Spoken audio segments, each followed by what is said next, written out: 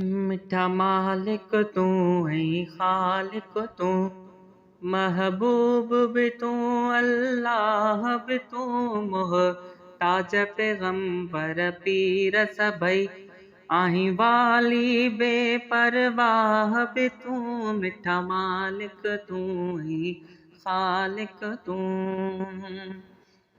जंहिंखे की न घुरे सो की न वरे, तोड़े होसन भी तल की न करे।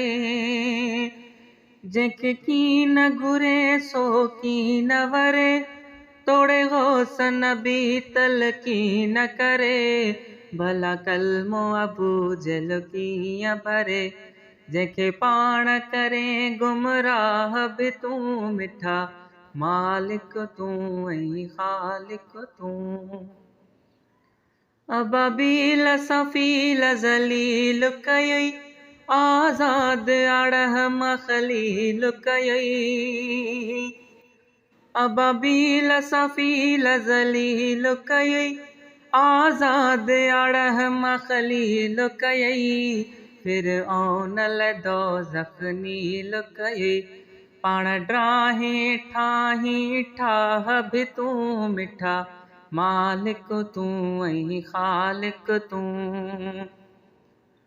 रखे आब आतश हिक चीज़ अंदर, बीबी आसिया खे फिरऔन जे घर।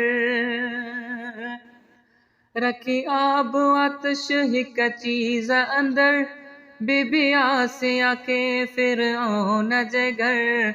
बीबी लूत मथां थो वसाया पत्थर, कुछे केर तोसां आहीं शाह भी तू, मिठा मालिक तू ऐं खालिक तू। तू आ रहमत जो बेपाया बहर, सॼे खूनीअ खे ॾिए जन्नत घर। तू आ रहमत जो बेपाया बहर, सॼे खूनीअ खे ॾिए जन्नत घर। बख़्शी त पुछी कंहिंखां की न ख़बर, पाणे बख़्शी ॾोह गुनाह भी तू, मिठा मालिक तू ऐं खालिक तू।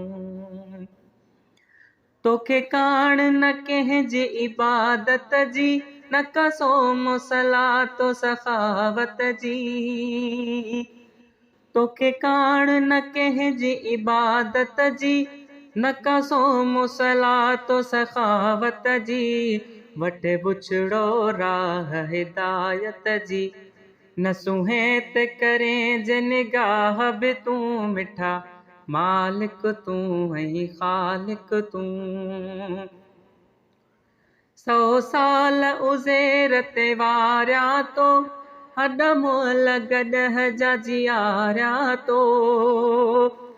100 साल उज़ेर ते वारिया तो, हॾ मुअल गॾह जा जियारिया तो। पकी मार ख़लील उॾारिया तो, पकी मार ख़लील उॾारिया तो।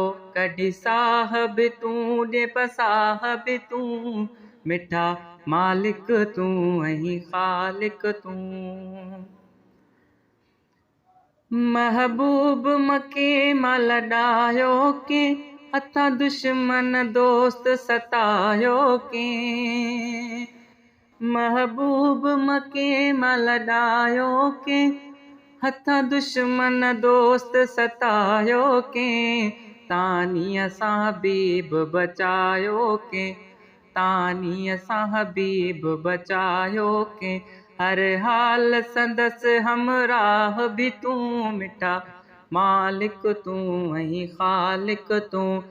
आहीं बारी बेपरवाह भी तू, मिठा मालिक तू ऐं खालिक तू।